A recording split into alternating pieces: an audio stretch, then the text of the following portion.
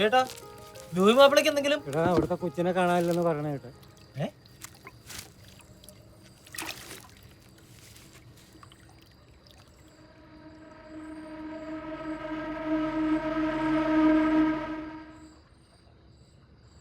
ആ കൊച്ചപ്പുറം കളിക്കാൻ പോയത്.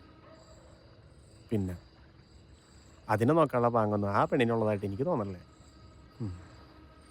എന്നാ ശരി, കാണാം.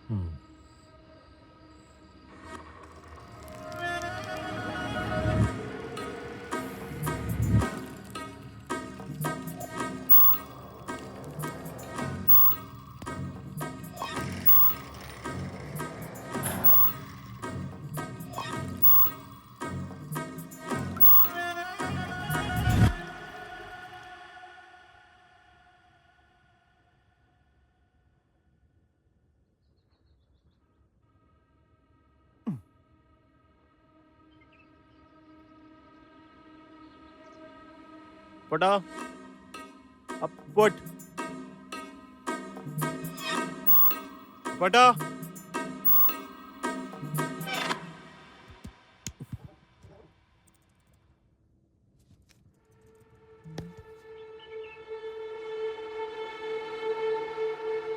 ആളിതവിടെ കൊച്ചിനെ ബ്ലൗസ് ആയിട്ട് കണ്ടത്. ഇന്നലെ മുറ്റത്ത് കളിക്കുന്നുണ്ടായിരുന്നു. അതിനുശേഷം എങ്ങോട്ടാ പോയതെന്ന് എനിക്കറിയില്ല. എല്ലാം വിശദമായി ക്രോസ് ചെക്ക് ചെയ്യണം. ഒന്നും കുട്ടികളായിരുന്നു. അവനെനിക്കറിയാം. അവൻ എല്ലാ ദിവസവും എൻ്റെ കടയിൽ നിന്ന് മുട്ടായി മേടിക്കാറുണ്ട്. നല്ലൊരു കുട്ടിയായിരുന്നു അത്. ഇന്നലെ 4 മണിയായപ്പോൾ എൻ്റെ കടറ മുമ്പിൽ കൂടി ആ കുട്ടി പോയിരുന്നു. സാറേ, ഇതാ പോണവൻ അവൻ്റെ കമ്പനിക്കാരനാണ്. ആ പോണവനാണോ? ഉറപ്പാണോ? ഞാൻ പറയണ സത്യമാണ് സാറേ. അവനെന്തെങ്കിലും വിളിച്ചേ. നീ ഒരു കാര്യം ചോദിക്കട്ടെ. സത്യം പറടാ. സാർ എനിക്കറിയില്ല സാറേ. രാവിലെ വീട്ടിൽ പോയപ്പോ വീട് പൂട്ടിയെടുക്ക. നീ അറിയാതെ അവനെങ്കിലും പോവില്ല. അപ്പോടാ എനിക്കറിയില്ല സാറേ. ഞാൻ വെള്ളം എടുത്തിട്ട് പോവാൻ നിക്കാ. എനിക്ക് അറിഞ്ഞൂടാ. രാവിലെ നോക്കി കണ്ടില്ല. എങ്ങടെ പോയെന്ന് എനിക്കറിയില്ല സാറേ. എവിടാന്നാ ചോദിച്ചത്? സാറേ, ഒരു കാര്യം പറയണം. എന്നാലും അവന്റെ മരിച്ചുപോയ കൊച്ചിന്റെ പ്രായമല്ലേ ഉള്ളൂ. ഈ കടവിൽ ഇത് ആദ്യത്തെ സംഭവമാണ്.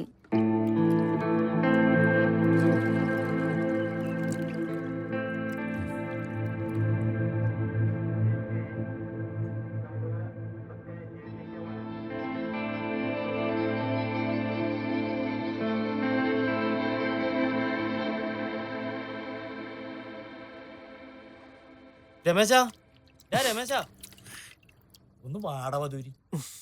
നേരത്തിന് എഴുന്നേക്കല്ലോ. അമ്മ, ഞാൻ പോയിട്ട് വരട്ടാ. ഒന്ന് വാടപ്പാ.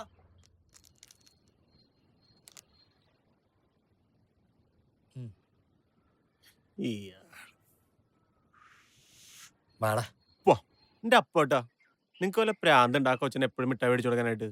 കഴിഞ്ഞ പ്രളയത്തില് എന്റെ മോളും പെണ്ണും പോയപ്പോ ജീവിതത്തിലെല്ലാം കഴിഞ്ഞെന്ന് കരുതിയാ ഞാൻ. അവരില്ലാതെ എന്തിനാ ജീവിക്കുന്നെന്ന് വരെ ആലോചിച്ചു കൂട്ടി. എല്ലാം അവസാനിപ്പിക്കാന്നും കരുതി കടവിൽ വെള്ളം എടുക്കാൻ ചെന്നപ്പോഴാണ് ഞാൻ ആ കുഞ്ഞിനെ കാണുന്നത്. അവൾ എന്നെ നോക്കിയൊന്ന് ചിരിച്ചു. ആ ചിരി എനിക്കറിയില്ല പിന്നെന്താ സംഭവിച്ചെന്നൊന്നും.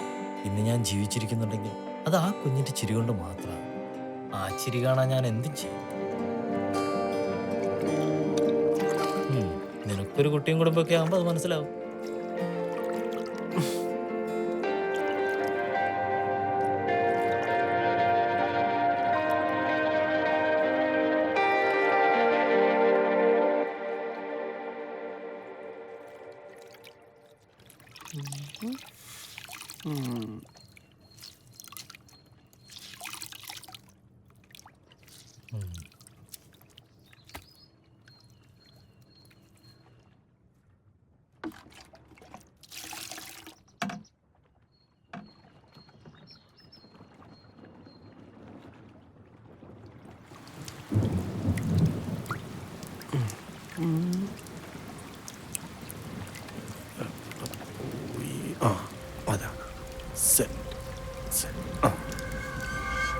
ഒന്ന് വെച്ചിട്ട് ചെയ്യണപ്പാ.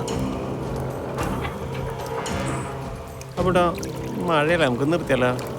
വല്ലതും കിട്ടുമെന്ന് എനിക്ക് തോന്നണ്ട. ഈ പറയുന്ന കാര്യങ്ങൾ നിരീക്ഷിക്കൂ. സന്തോഷകരമായി മുന്നോട്ട് പോകും.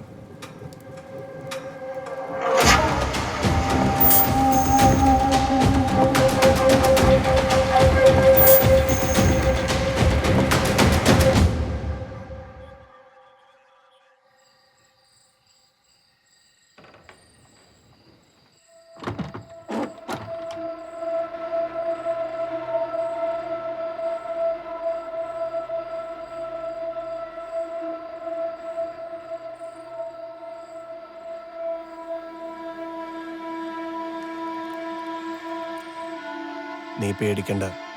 ഇപ്പൊ ആർക്കും നമ്മളെ സംശയമില്ല. കാണാണ്ടായ കുട്ടിയുടെ പേരിലുള്ള കരച്ചിലും പിടിച്ചിലും നടക്കട്ടെ.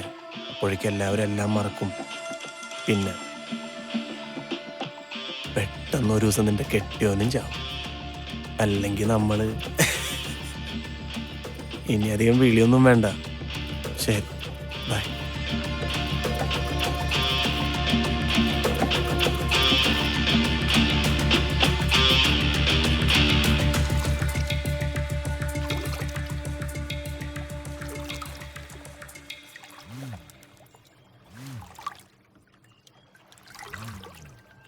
അല്ല, നിങ്ങൾ ഇവിടെ ഇരിക്കണോ? ഞാൻ വീട്ടിലേക്ക് വന്നിട്ടുണ്ടായിരുന്നു. അവിടെ കൊച്ചിനെ കാണാനിട്ട് ഭയങ്കര പുകിലായിട്ടുണ്ട്. നിങ്ങളുടെ പേരൊക്കെ പറയണ്ടിട്ടാ. നിങ്ങൾ വലുത് ഒപ്പിച്ചാ?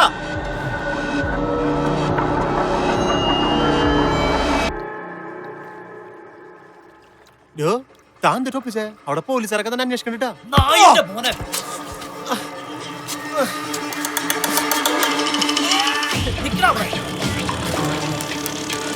അവിടെ നിൽക്കാൻ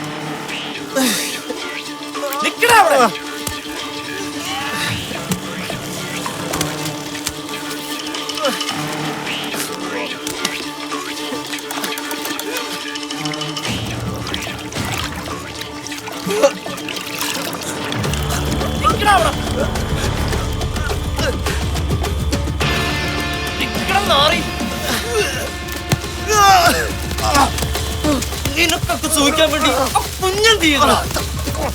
കുഞ്ഞിനെ നീ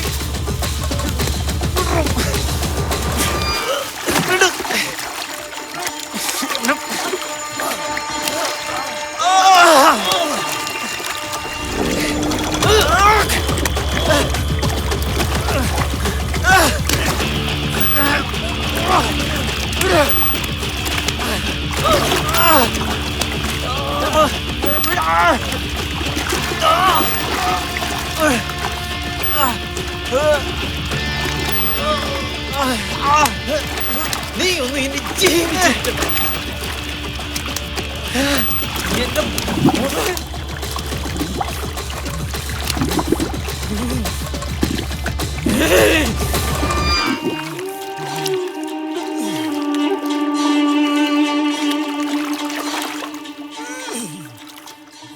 Ernakulam north police station crime 12/19 under section 302 കേസിലെ പ്രതി എറണാകുളം ജില്ല കണയന്നൂർ താലൂക്കിൽ ചേരനല്ലൂർ വില്ലേജിൽ തൊഴുത്തുംപറമ്പിൽ വീട്ടിൽ താമസം ലൂയി തോമസ്, ഭാര്യ 32 വയസ്സുള്ള ആനി ഇയാളുടെ രഹസ്യകാമുകനുമായുള്ള അവിഹിത വേഴ്ചയ്ക്ക് തങ്ങളുടെ കുഞ്ഞ് തടസ്സമാണ് എന്ന് കണ്ട് കുഞ്ഞിനെ കൊലപ്പെടുത്തണമെന്ന ഉദ്ദേശത്തോടും 10/12/2019 തീയതിയിൽ പകൽ 5 മണിയോടെ മേൽപ്പറഞ്ഞ വീടിന് വടക്ക് കിഴക്ക് മൂലയിലുള്ള കായലിൽ 1-ാം പ്രതിയും 2-ാം പ്രതി തോപ്പിൽ വീട്ടിൽ രമേശൻ 30 ചേർന്ന് മുക്കിക്കൊന്ന് ജഡം കെട്ടിത്താഴ്ത്തിയിട്ടുള്ളതാണെന്ന് കുറ്റസമ്മതം നടത്തിയിട്ടുള്ളതും മറ്റ് റെക്കോർഡിക്കൽ തെളിവുകളാലും ഇത് വെളിവായിട്ടുള്ളതുമാണ്.